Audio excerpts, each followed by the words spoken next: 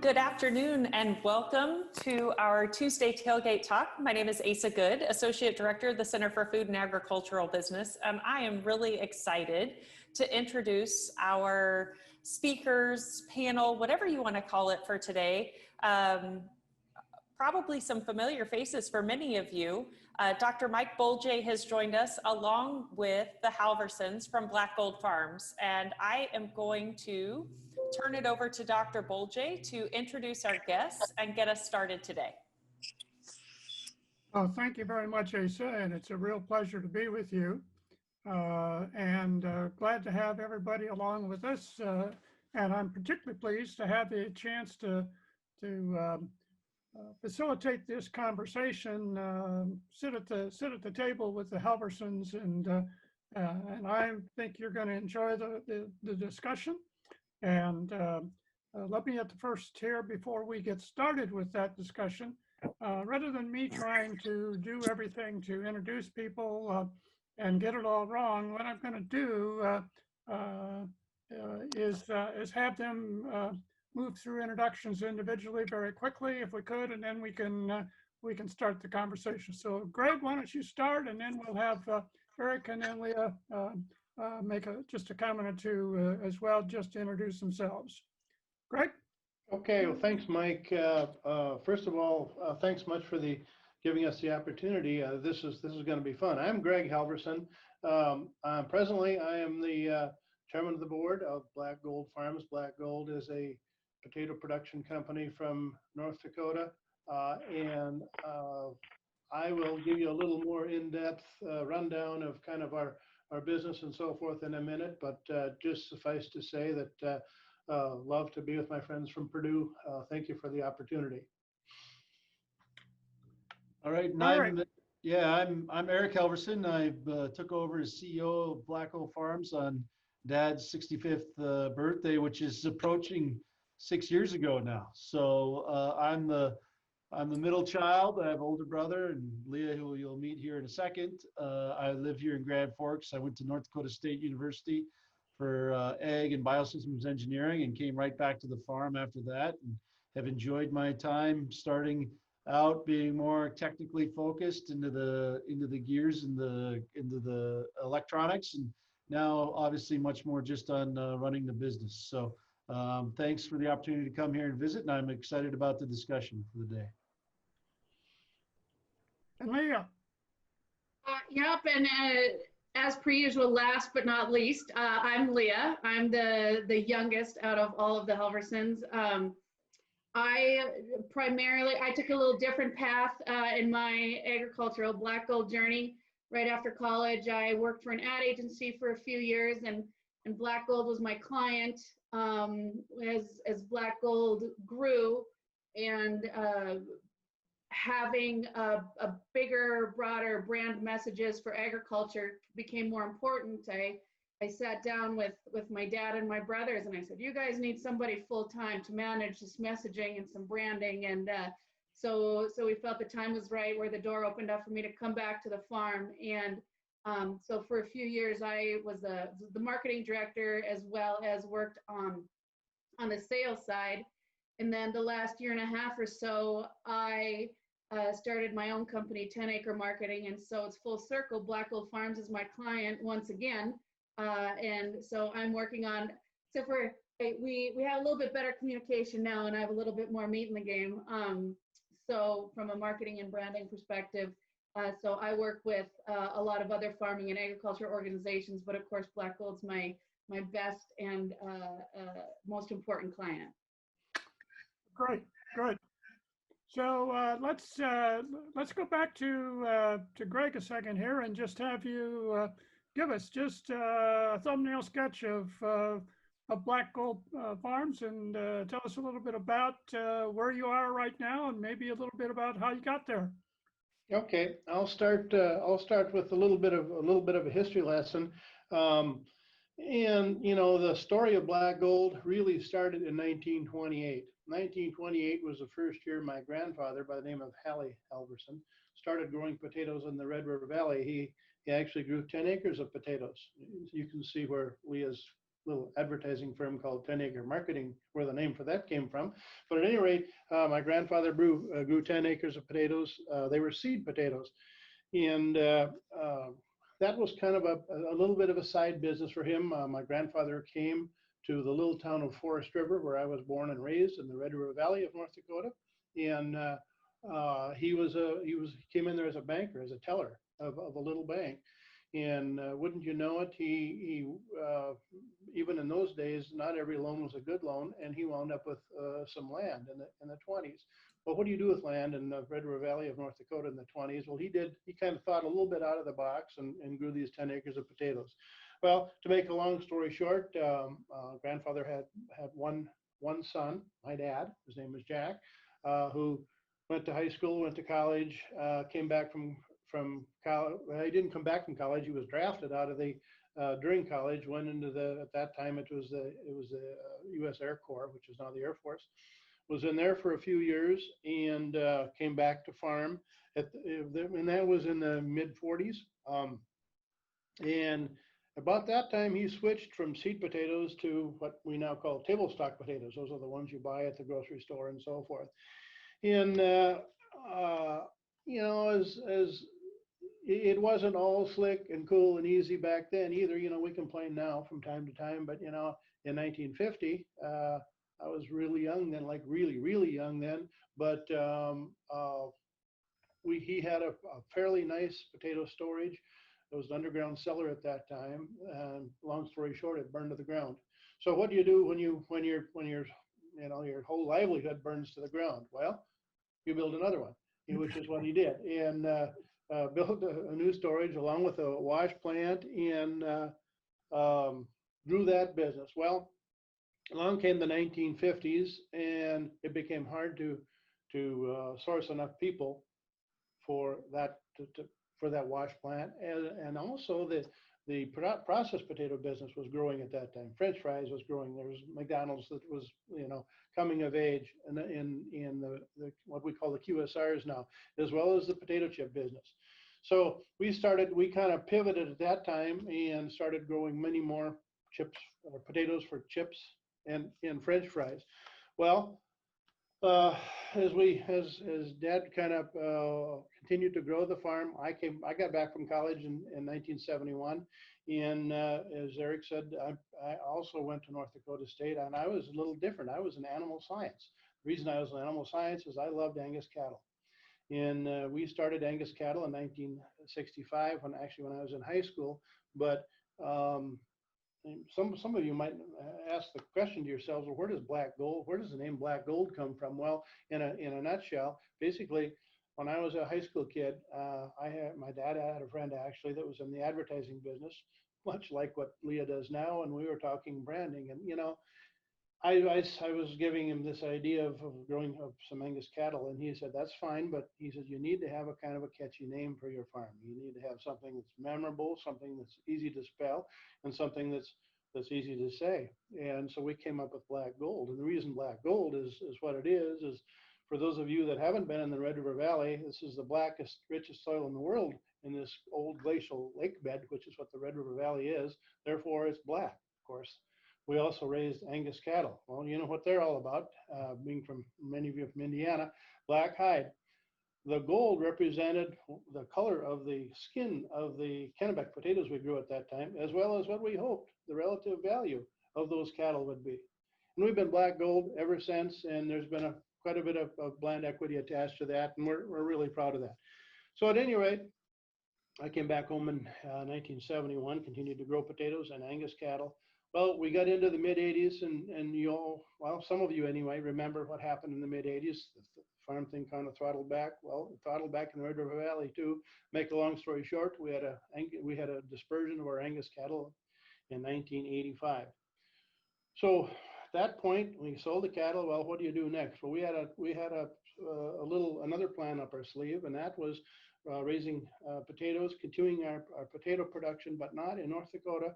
We kind of made a canvas of the eastern 2/3 of the U.S. and looked for another potato production area and found one in southeast Missouri. 1986 was our first year in southeast Missouri, going growing potatoes, and we've been down there ever since. To make a long story short, since then we've added farms, we've added people, we've added infrastructure, we've added a whole lot of things, and not to mention the fact that I added 3 children. They've introduced, or 2 of them have introduced themselves, and what they didn't say is Eric has 4 little girls. My son John, who lives in the Boehlje of Missouri, has 3 little girls, and daughter Leah has 1 little girl. So for anybody that's counting, that's 8 granddaughters. Now I have no grandsons, but I have great granddaughters, and I'm proud of every one of them. A few years ago, as Eric mentioned, we had a transition. As the plan was, when I turned 65, basically Eric became the CEO, and I became kind of the guy looking over his shoulder a little bit for 5 years. And then at the end of that period of time, when I turned 70, which was about a year ago, basically I fully retired except for being chairman of the board. So right now my duties are chairman of the board, plus anything, other projects that I'm given from the CEO. So every now and then I find myself on the doing something that's fun, that I enjoy, and it's nobody else wants to do. So that's what we've been doing. So it's been a fun ride. We like to have fun in our business. We work hard. We play hard. We're happy. We've got some great customers. We've got some great vendors, and most of all, we've got some really. We've got about just short of 200 full-time year-round employees, and they're fun to work with, and it's always the business that we're in is a people business, irrespective of the fact that we deal in the ground, but yet it's a people business. We have a lot of fun doing it, and because it's a family business, that even makes it more fun. So that's kind of a abbreviated version, Mike, of where we've been, and a little bit brings you up to where we are now. Okay, great. So Eric, I'm going to pass the ball to you a second. So Gregg gave us kind of how we got there. So where are we today? Where are you today? And you've got some pretty interesting relationships further down this value chain in the potato business. So tell us a little bit about where you are, and then we're going to talk a little bit about where you want to go. Yeah, well, today we farm in 11 states across the country, and potato chips, potatoes for chips are our biggest product, and our biggest customer is Frito-Lay. Obviously they're a pretty big potato chip buyer. PepsiCo is the largest potato buyer in the world, so they're a pretty good customer to have on the chip side. We also have a pretty substantial sweet potato operation where a lot of the fresh stuff off the field goes to some bigger retailer like Walmart. Walmart's a very big customer of ours. And then the off grade stuff, we're in a partnership there working with Lamb Weston to go into sweet potato fries. So that's a substantial part of the sweet potato business. We do a lot of other things kind of here and there, but most everything we do is in support of our potato business. And so we're always looking to grow the business in different ways, but stay to our core, which is potatoes. So that's where we are today. So if you kind of think about how you got there, tell us a little bit more about this Frito-Lay relationship. I don't want you to reveal anything that's proprietary, but pretty good relationship to have with that company. I know I've done a little bit of work with you and your dad, and we've had some sessions with Frito-Lay. Have been really interesting conversations. They have pretty high expectations of you, I think, don't they? Yeah, I'd say that's when you get into maybe a more what you'd call a qualified supply chain, or where you're more like a strategic partner type relationships. Certainly, we have to think about it differently. And we're not just bringing corn up to the elevator and dropping it off. What we're doing is sometimes it's multiple years of planning, and so whether it be Frito-Lay or Walmart, in terms of what they're looking for, they're pretty specific, and we plan out far in advance. And they have pretty high expectations of us. So they're real good partners on some days, and other days, boy, they can be really challenging. And that's probably because we didn't do something we said we were going to do, And so there's not a lot of tolerance for error there, and that's one thing you learn real quick. But as long as you go into these relationships, which we have, which Dad did in 1986 when he went down to Missouri, understanding that you're there to solve problems for your customers, then I think you have the right mindset to really be a good partner in the relationship and deliver into the supply chain what it is that they need us to do. So we're going to come back here to one of the things that I think we ought to talk about, and that is that they have, I think, they've moved into a fairly interesting conversation, I think, with you about sustainability and some of those issues. In fact, I think there was an article in Fortune magazine a couple of years ago where you were highlighted as one of their prime suppliers in their attempt to try to become a more sustainable company. Here's Frito-Lay, potato chip company trying to become a sustainable company, and with PepsiCo. We'll come back to that. But Leah, tell me, how you think you're going to be able to positioning, try and help position the company to be part of this modern new food value chain rather than just kind of production company. Yeah, well, I think agriculture in general, there's such an opportunity to be more transparent so people understand where their food comes from. And I remember years ago when we first even started talking about social media, I said, we need to be on Facebook, we need to be on Twitter, and there's some people around the boardroom table who are like, oh, but then people are going to know what we're doing.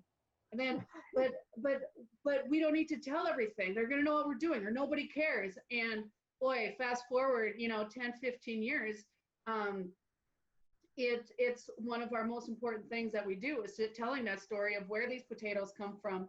And I think that connects a lot into also the sustainability story. And that's why Frito-Lay and those kind of companies come to us, is because we are willing to talk about and show what we're doing. We don't always do everything right, but what we show is that we're trying to do better every day.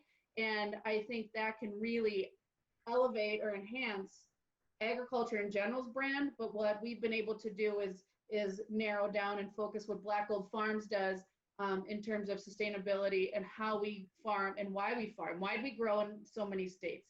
Why is it that, why do we grow in, start planting in January? Like everybody up in North Dakota thinks that's crazy, but if we're down south, then it makes sense. And so explaining these things where we assume everybody knows, because this is what we've, lived for our entire lives, telling that story has been really important. And I think our customers appreciate that we're willing to kind of go out there at the forefront. And then consumers in general are really interested. And I tell you what, anytime we do go on social media, we can post recipes, we can post whatever. We get the most engagement when we just show that field and some big equipment in the field and a potato running over conveyor. The actual movement of an agricultural product, is really interesting to people. And so we've made a concerted effort to really be a part of that conversation. So that's really interesting. It's already stimulated some questions for us along these lines. So let me just kind of, and by the way, if you want to raise questions, put them in the chat box, or if you want to just unmute your mic and interfere with the conversation, that's great. We'll be happy to have you just chime in. So question here that I'll just throw out, and maybe Leah, you want to start on it because it related exactly what you said. So the question is, what's the biggest challenge related to the operation in terms of supplying your product to your customers? What advice would you give to others who are trying to establish a more direct farm to table sustainability project, not only nationally, but locally? Yeah, and there's definitely challenges, because it is scary to be vulnerable and show your operation, because you never know what somebody's gonna see or notice. That if you don't know the whole story, it might seem kind of complicated. So the challenge is just being transparent and not assuming that everybody knows everything that you do, because they don't. Another challenge is also to not talk down to consumers. It's not a consumer farmer right and wrong. It's you have to see it as an education and join them into your community. So what advice would you give to others? I think just consistency and authenticity. Don't hide anything, don't lie, be open and transparent, and show the day-to-day life of what you're doing, and including some of the struggles that you're involved in.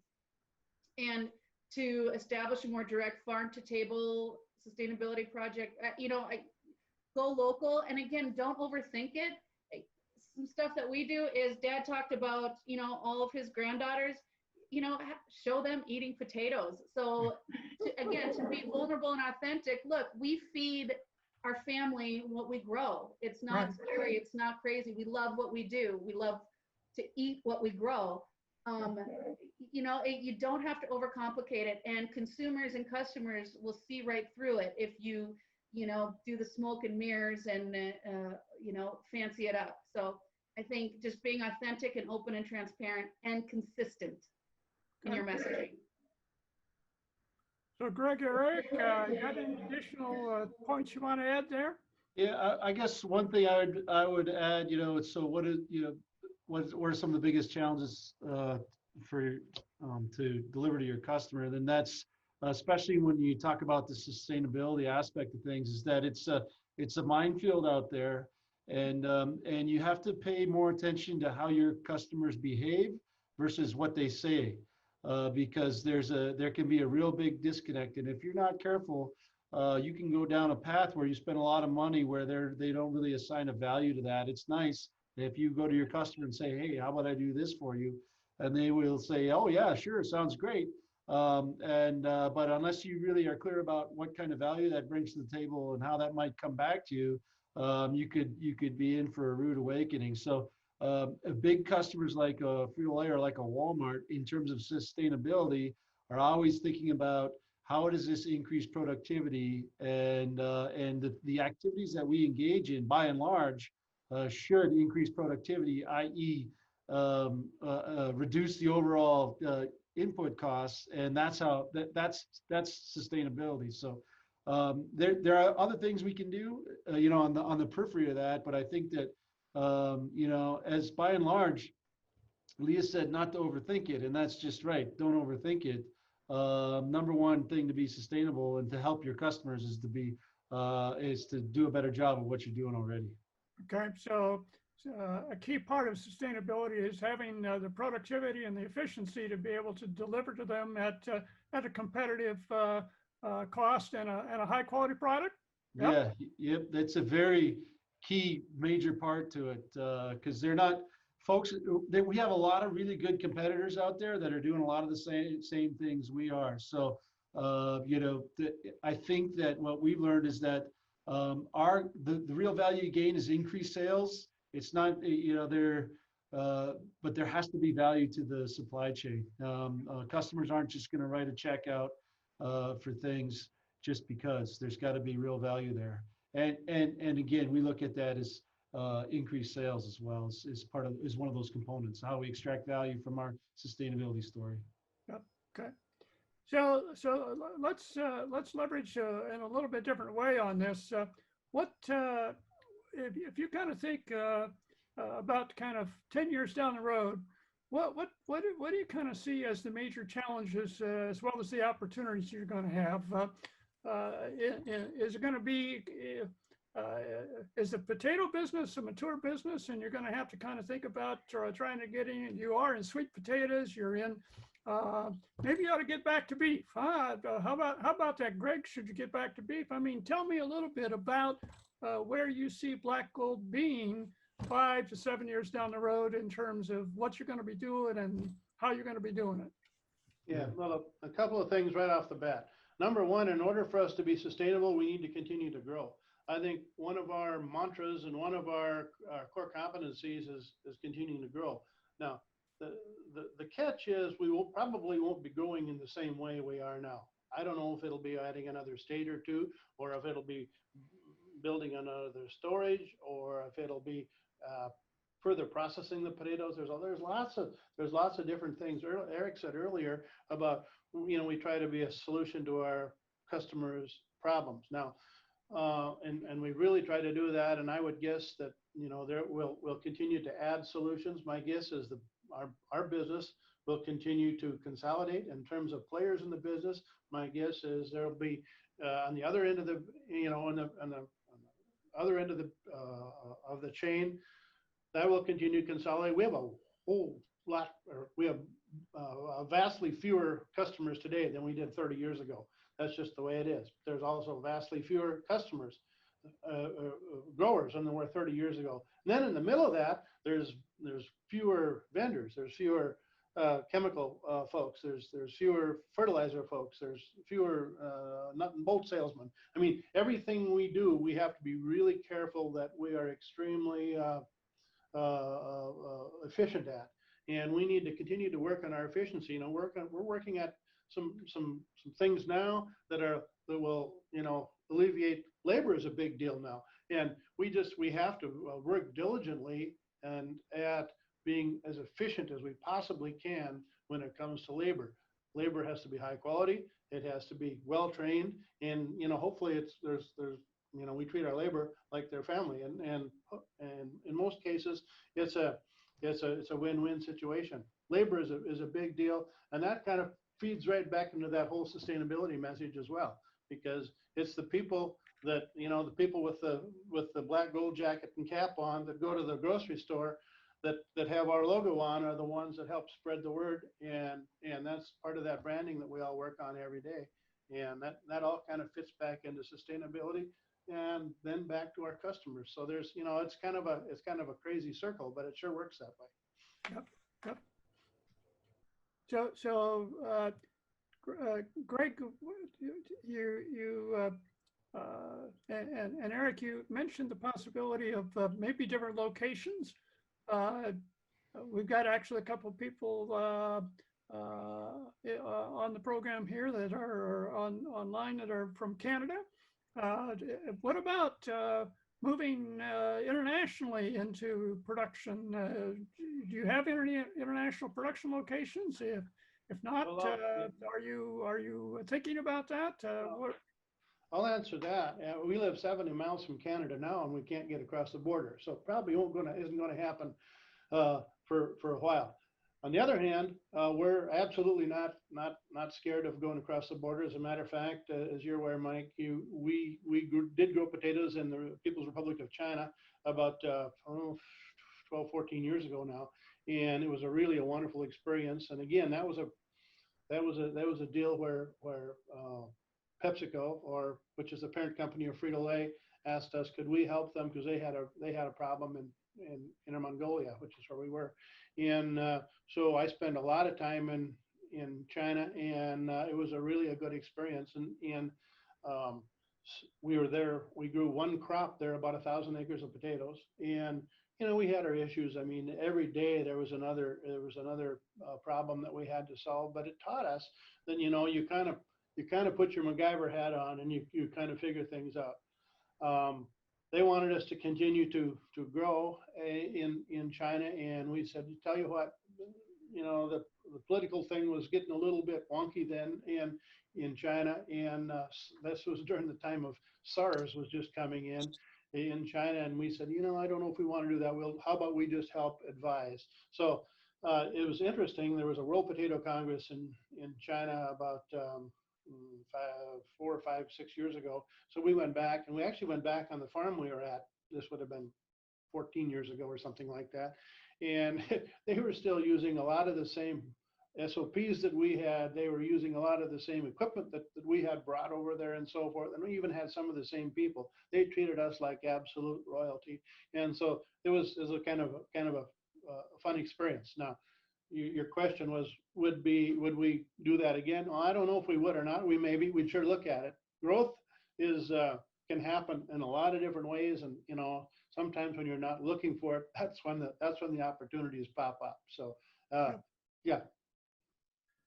So Eric, let me leverage this, something you said real quickly, and maybe into this growth space a second.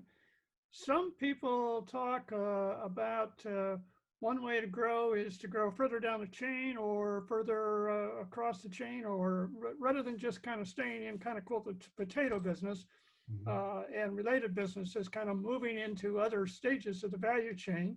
And I do want to talk about your supplier relationships as well as your buyer relationships a second, Eric. Uh, First, let's talk about that, and then we'll talk about whether you have thought about kind of growing in that direction. So, what do you look for when you think about a supplier? What's your approach to buying your fertilizer, seed chemicals, or whatever it may? Or maybe do you have your own seed stock now? Do you get your own seed stock for potatoes? You don't have to source any of that. I doubt that you do much on fertilizer, but what? Tell me about those relationships. Yeah, well, it comes back to what I said earlier, and it's about productivity. So when we think about relationships, it's how's it going to influence our productivity? And that, for us, dollars per hundredweight. We measure yield in hundredweight on potatoes. So that could be pure, what's the cheapest nuts and bolts I could get? But oftentimes it's more, how can a vendor help us in our overall objectives or initiatives? And so maybe we've got an initiative out there that says we want to increase our plant stand, which is one we actually have. So if a vendor out there has something that can help us in that, we're gonna think maybe it's a chemical, maybe it's a planter, a different type of planter. And these are actually some real world type experiences. So it's really, we're so driven by our productivity, which is what our customers are really focused on. So it's productivity, and then it is, of course, we got to be able to service our customers. So anything that helps us maintain high quality and allows us to ship our products, when our customers want them. So that's where it starts. How do we choose our vendors based on how are they going to help us achieve our goals, which aren't that complicated. How do we do what we say we're going to do, when we're going to do it, and be productive and continually raise the bar. So there's not a one size fits all. Certainly different things lend themselves to be more commoditized than others, and we'll use that to our advantage. But it's not a one size fits all. And oftentimes in some of the more technical and activities that need more support, then that relationship does matter. Relationships with folks, but we have a lot of people making buying decisions within our organization that they don't have a last name Halverson. We don't make much of the buying decisions. So it's on the ground level. How are they helping our team become more productive and achieve their overall goals, which are aligned to our overall goals, and satisfying customer and productivity. So an interesting point, which you have you don't make all the purchasing decisions. That's not something, or you don't have somebody that does a chief officer of procurement that gets all the stuff. You got that basically detailed out to some other people who take responsibility and are accountable for getting the right deals, right? Yep. And so we've got one person that deals more primarily in iron, and one person that deals primarily in your crop protectants, et cetera. So we have some sort of aggregated decisions, but it is not at my level. And certainly we support, we have ideas and so forth. But then even at the farm level, at these different locations, there's a lot of buying decisions that are made at that level. And what we try to do is keep the we call them the captains, our farm managers, focused on those three things I talked about: our customer satisfaction, our productivity, and our yield, and how are they impacting those. So knowing that dollars per hundredweight, and whatever decision I make now, is this going to help me serve the customer better or increase our productivity, and how much, and should I make that decision? We spend a lot of time trying to educate our farm managers or captains to do that. Okay. So let me go back to a second what Gregg said, and just kind of get your reaction. So what about heading across the border? whether it be south or north, or how about back to China again? What's your perspective on it? Yeah, I don't think there are limits to where we would go, other than does it fit within, within our core business, which it is. I say potatoes. We often have that conversation around the table. Is it potatoes? Is it a qualified supply chain? Is it, are there's different things. I think that it all depends on a lot of different things, but certainly we don't want to stray too far right now I think there's plenty of opportunity within what we're doing.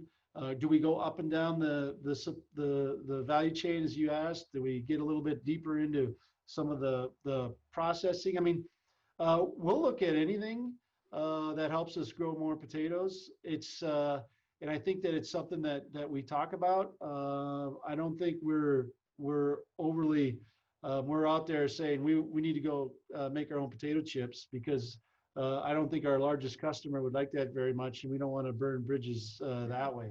But there are alternative markets and supply channels that would be more attractive that we go look for. So here's our core business is chipping potatoes, and if we've got some other stuff, maybe they're off-grade potatoes or whatever, what are some other markets where we can create some value? And then those are the opportunities that we look harder at. Versus something like saying that we're going to go out and start our own potato chip company. So how'd you get into sweet potatoes? So we got into sweet potatoes because we had a customer, a processor, ask us saying, "Hey, we know you do chip potatoes in these parts of the country, and we want to bring Irish potato growing mindset to the sweet potato industry." And so our knowledge of Irish potatoes and working basically in the South, I think was attractive to our partner there, who put up a French fry plant, sweet potato fry plant down there in Louisiana. So because it was, now sweet potato guys are, they've been doing it for a long time, and it's very quickly you go in there and say, well, why are you doing it this way? And decide to make a bunch of changes and realize that you're not as smart as they are. And so we got to pay attention to that. But we do bring some of the other processes and procedures and maybe a little bit more consistency to the table that they're used to, they being the French fry producer in the Irish potato world. So it's been a good thing for us. And then just kind of along with that came some of the Walmart business, which we've been able to, and other retailers, which we've been able to grow in the sweet potato business. So tell me about the whole issue of on the input side. I doubt that you're too interested at this point acquiring an iron company or a dealership. Maybe you're talking, I don't know. But what about seed stock? Or maybe you already have genetic seed stock that you're already involved in. Well, we grow a portion of our own potato seed. We actually just put up a facility in Indiana that processes that seed for our internal use, which is way different than it's cutting the seed. It's way different than a corn or soybean type facility. So we're pretty internally, I'd say, integrated within some of the seed things. Okay. On the sweet potato side, actually, I think Dad referenced it. We've been working with an outfit to design a automated unit there. So, it's sort of in early stages, so I don't want to give out too much, but certainly we're invested.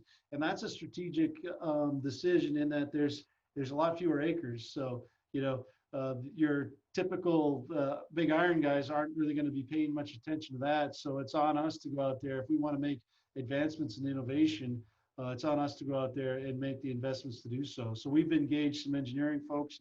We had a prototype on the farm here last year. So it's not necessarily to be in the business of selling sweet potato slip planters, but it's to improve our productivity and capability in growing sweet potatoes ourselves. Yep. Okay.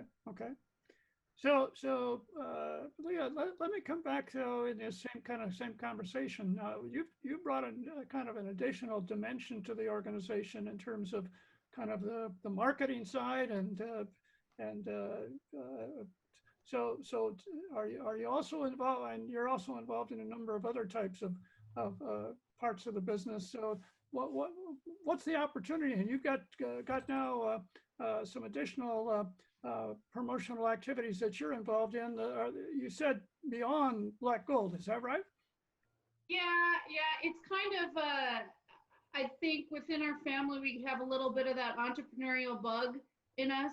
And I knew what I was doing at Black Gold. Of course, I loved it and the marketing and always will. But the more I kind of expanded, my network per se in the produce industry and in some of the other, ag groups, I just loved that whole telling the story or, heightening agriculture and elevating these brands. And that was kind of my sweet spot. And like I said, a little bit of that entrepreneurial bug kind of bit me. And I said, maybe I could kind of go off and do some of this a little bit on my own, kind of start a new, kind of organization and see what else is out there. And so it's been a lot of fun. Of course, my clients, obviously Black Gold Farms, but I'm also working with a potato chemical crop input company, potato equipment manufacturer, and a few other organizations that are directly related to potatoes. And it's great because I have a free focus group of some of the smartest potato people in the country to bounce some ideas off of. So it's been a lot of fun. I still will always have my foot in the Black Gold office, and that's definitely a priority. But I'm able to kind of flex my wings a little bit doing this with 10 Acre Marketing. Yeah. Okay. So 10 Acre Marketing is, so I don't understand that much about the potato marketing activity, but is it a marketing company or tell me a little bit about your functions in that? Yeah, so it's marketing as an advertising, and not not economics by any means. Nobody would want me to be involved in that part of the business. Okay. But yeah, it's definitely advertising. So everything from social media to messaging, branding, all that kind of fun stuff. Okay. Yeah. Okay. All right. Good. So let me Greg, go back if I could to kind of have a conversation with you. If you were going to kind of talk about, don't want you to reveal more than you want to, but sometimes it's kind of useful for people to get an understanding of the decisions you made and what you worked out well, and some of that maybe didn't work as well as you'd like. What do you think was your best decision that you made, kind of getting this company up to where it is now, besides bringing your kids into the business? And then we're going to, just to kind of set you up, we're going to also kind of come back and ask you what maybe was one of the things that didn't work out quite as well as you like, but what you learned from it. Sure.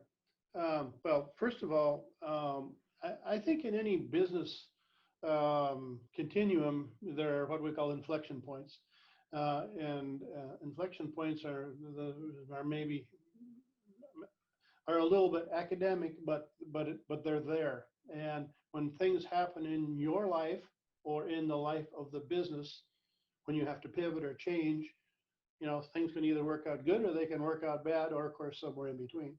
And I guess when in my world, when we made the commitment to grow potatoes long distance back in 1986, that was certainly an inflection point, because we thought, at that point, in my mind, it was more of a asset utilization play. As we had all this equipment parked under the shed, and there was a foot of snow on the ground in February when we could be planting potatoes in Charleston, Missouri on the 20th of February. So I thought to myself, why do we have all this stuff parked under the shed when we could be using it? So the question then,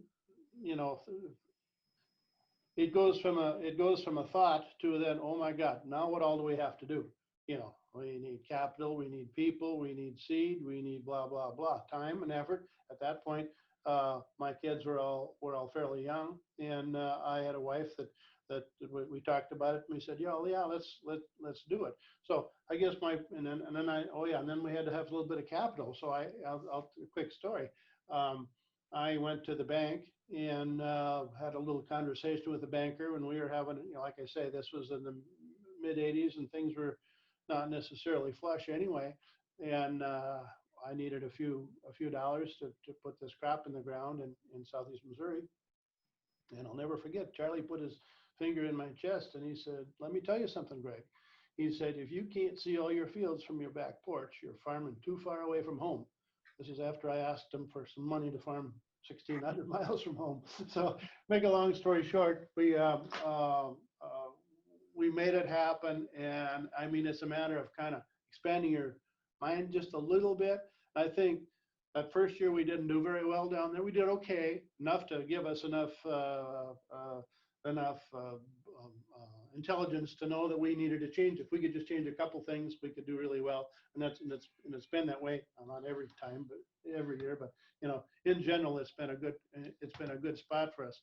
My point is, you got to have the kind of the guts and the mindset to kind of go for it. And we did. And I think that's one thing that maybe not necessarily. I don't know if Charleston, Missouri was exactly the right place to go, but that was kind of where we wound up.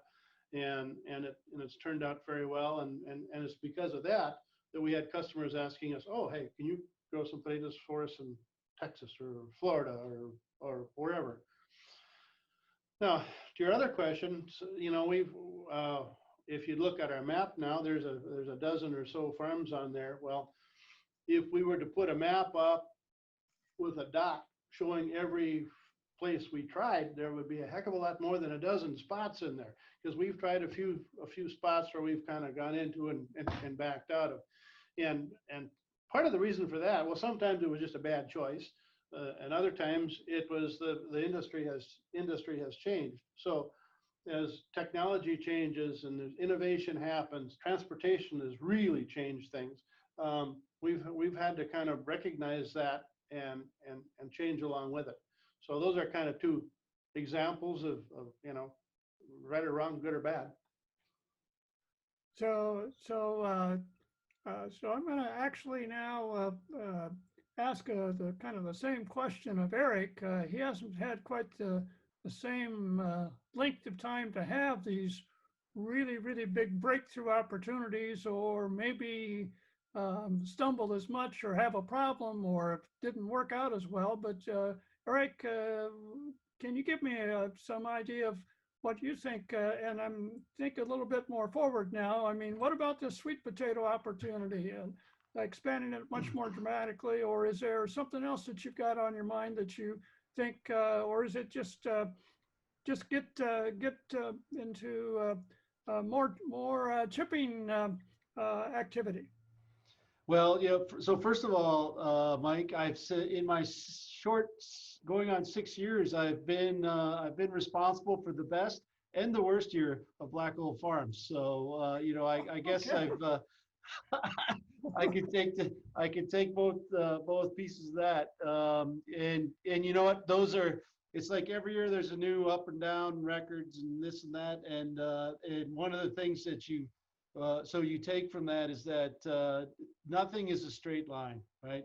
And it goes up and down. And so what I've learned I don't know about quickly, but it feels different when you're the CEO, is that there are going to be ups, there are going to be downs, and you just gotta learn from the downs and and stay humble at the highs, because there's oftentimes a little bit of luck involved, and so you don't have it all figured out. So that's maybe some of those things that I've learned there.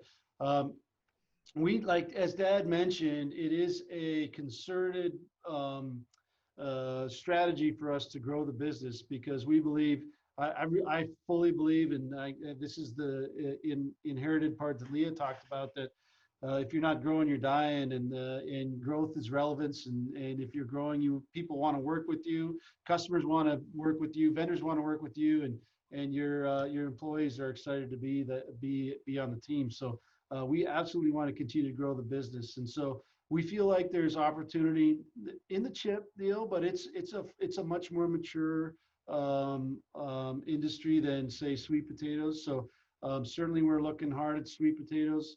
We're looking at different processes. We're looking at a lot of different things, Mike. But by and large, sometimes you got to take a step back and say that the easiest way to grow is to do what you're doing and just do it a little bit better. And some of that growth comes to you organically. It's not always a new widget. And so that's because we've chased a lot of those widgets, and that's led to some of those key learnings that we've had, right? And so so we want to look at all things, but we don't want to forget what brought us here. We just need to remember that that the world changes around us, and if we don't keep up, it's going to pass us by. So I wish I had some more glitzy answer for you, but really it is about rolling up your sleeves and continuing to do what you do and do it at a high level. Okay. So let me just kind of leverage this the current pandemic issue that many of the companies in the agricultural industry face, and particularly the fact that those that are very globally focused have had to be really worried about their supply chain vulnerability and the resiliency and the ability to kind of move product and move things through, and the disruption that's occurred because of all of the shutdown that we've had. How has that affected you, and what have you done differently to try to respond to the current dilemmas associated with the supply chain disruptions that we see, or maybe you haven't had them?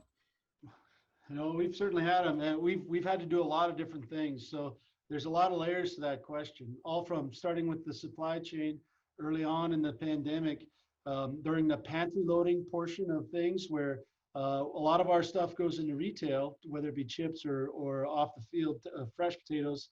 And so there was an enormous pull for that in a short period of time. Anything that was going to restaurants, of course, was Right. shut off. Everybody knows that. So we had to react to that, and our customers were asking for more than we planned to give, and that has an impact to us too, where actually we got ahead of our crop in some of the locations where we were harvesting it too fast to help supply this need within the retail. On the other side, with some of our food service stuff, it just came slam doors. So we're having to find different avenues to get rid of some of the move some of that other product. So. And now it's tapered off. It's moderated, but there's still a bunch of uncertainty out there about what's going to happen in the supply chain. So there's that's certainly been an impact. The other impacts have been in just labor. We've had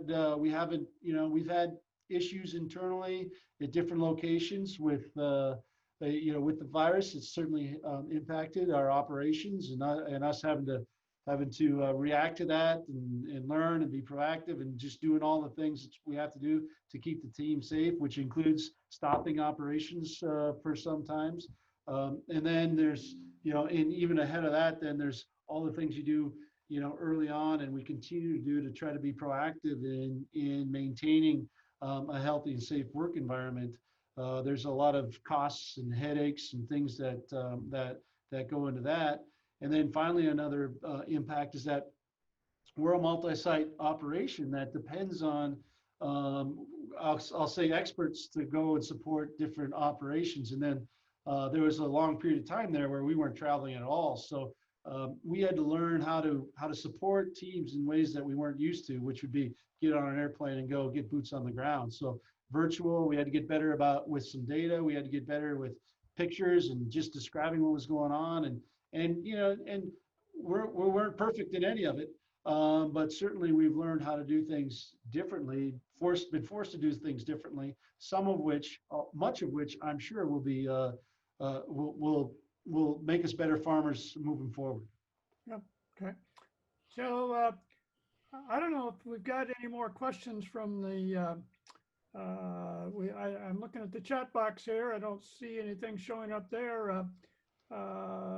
Anybody have anything that they want to pose to this group of successful producers in a very, very interesting industry? You want to unmute your mic and ask it. Be happy to respond to it if you if you'd like. So let's take a second and do that if you want. I want to bring Leah back in here before we're done on another dimension of the supply chain issue. But let's see if there's any questions that people want to ask by the technology or also by unmuting their mics here. So so Matt says, what are you most worried about as you think about the next 3 to 5 years? Tell us about that. Yeah, well, I mean, for me, it's maintaining the high level workforce, the family that we built here, that we've been able to, really foster at Boehlje Farms. So, in staying ahead of our competitors, like I said, we've got some really good friends out there that do grow potatoes and do what we do, and they keep us on our toes. So, keeping the folks around that can help us do that that's what I'm most worried about. Let me add on to that. I agree with Eric. It's and I said it earlier. It's about the people, and it's about challenging the people that we have, and making it fun for them to come to work every day. Because without those really good people, and I'm talking about all the way from the top of the org chart to the bottom, I think that's really important to to get the right people in the right seats on the bus. Mike, you told me to read the Good to Great Jim Collins book, and he talks a lot about putting the right people in the right seat on the bus, and I subscribe to that, and we reference that every meeting we have, literally, and I think it's a key. And it's not that we're perfect on it, don't get me wrong, but we really spend a lot of time trying to get the right person in the right seat on the bus. So you mentioned earlier this, both of you have mentioned, and we've all talked about this labor issue. So what do you do in terms of not only trying to maintain your workforce, but for example, skill development, training, and that type of thing? How do you handle that? I mean, just put them out on a machine and hope the heck to get it done, or what do you do? It seems that way, but I think Eric will answer the question better than I will. Well, we spend, so there's a couple layers of that, Mike, and so there is technical development. We put on training programs, et cetera. We have what we call Boehlje University that helps out with that. But we take it one step further, and we encourage our team and future leaders of the team to really, we have development programs and development plans for individuals, which can be a lot of different things depending on the individual. But how do we develop them into leaders? We've really changed over the last couple of years, and this has been a big change in our mindset. We have what we call our 4 virtues of leadership, and it's different than finding a good potato farmer. We want to find good leaders and teach them how to grow potatoes. And so our mindset change first is, what do you do is you start with who are the people you're bringing on your team, and what are you looking for? Whereas a few years ago, maybe having potato growing on your resume was got you to the top of the pile. And now I think we've gotten a lot better at who we're looking for. And then that opens the door to development from a leadership standpoint, and the technical stuff kind of takes care of itself. But we invest a lot of resources in that kind of development, leadership development. Okay, good. And that, if I can add on to that, and that goes to all levels of the org chart, all the way from the chairman of the board. I've gone to chairman of the board school to learn how to be a better chairman of the board, and I'm convinced it's a value. Eric has gone, taken leadership training from major university, and I know it's paid off. I can see the difference. Every one of our leadership team folks have taken advanced leadership training, and that's what it's all about, management. Good. So Leah, I want to come back to you on this supply chain issue just a second, and then we're probably going to have to close down. So there are a number of people that are saying, again, because of this pandemic issue, that the supply chains are going to get shorter, they're going to be more resilient, and that there's going to be more focus on sourcing food more locally, that local sources of food are going to be more important. I mean, you're a company that you're a big company, but you've got it's interesting because you've got a whole lot of different locations. So maybe you are qualified as a local supplier in many cases. But tell us about that issue and how that fits into, as you view it, whether that's a concept that is going to happen generally to the industry, and where black gold comes out in that context. Yeah, the local conversation has been an interesting one, especially the last 10 years or so.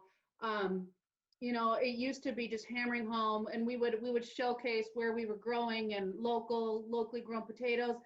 However, part of this goes into the, you know, what we were talking about earlier, is you have to be transparent, because it's not possible to be local 365 days a year with everything that you grow, right? And so, you know, we do what we can locally, of course, for our customers.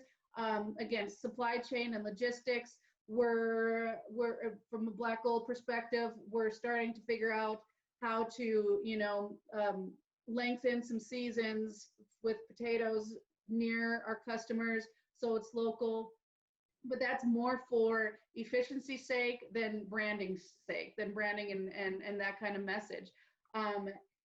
You know, and it's the definition of local is different from retailer to customer. Like, what's local? Is Texas local? Well, Texas is a pretty big state, right? Compared to, you know, the Delta region, or what, you know, North Dakota. So that the whole local movement is getting to be a little bit more niche, and I would say less relevant. Now we just want to talk about this product is grown by a farmer, and we're doing the best we can, and we're trying to do better every day. Yeah. Okay. Well, look, it's been a really enjoyable conversation. Enjoyed the chance to have you share with us not just black gold story, but also your perspective on the future of the industry. And so thanks a lot for participating in this conversation. We had a lot of nice questions, and a number of them, in fact, there were 2 or 3 that I got a note from Asa that said, as is typical, we're running out of time. And so we'll have to stop it at this point, but thank the 3 of you for being part of this. And Asa, if you want to come back on and make any comments, I'd appreciate it. I think you've got a couple of other events that you want to make sure people are aware of. Thank you, Mike. Yep, Definitely. thank you. I do want to echo Mike's thanks to the 3 panelists. You know, you send out emails and ask people to do things because, you know, you want to learn a little bit from them. I've had an opportunity to listen to the black gold story, and a lot of questions like this being asked, and I get to learn something new every time. And I really do appreciate the willingness and you guys taking the time, not only today, but also to help prepare. And just thank you very much. And thanks, Dr. Boehlje, for joining us as well. So if you guys enjoyed today, we do have a few more activities that are going to be coming up that the center's delivering. October 7th is our next webinar, and it is going to highlight some research that we have. My computer is not wanting to share the slide, but October 7th, we have a partnership with the Nature Conservancy on some initiatives around sustainability. And then we also have a few other open enrollment programs that are coming up here to close out 2020. So thanks everybody for joining us. Have a great rest of your day and a wonderful week. Thank you.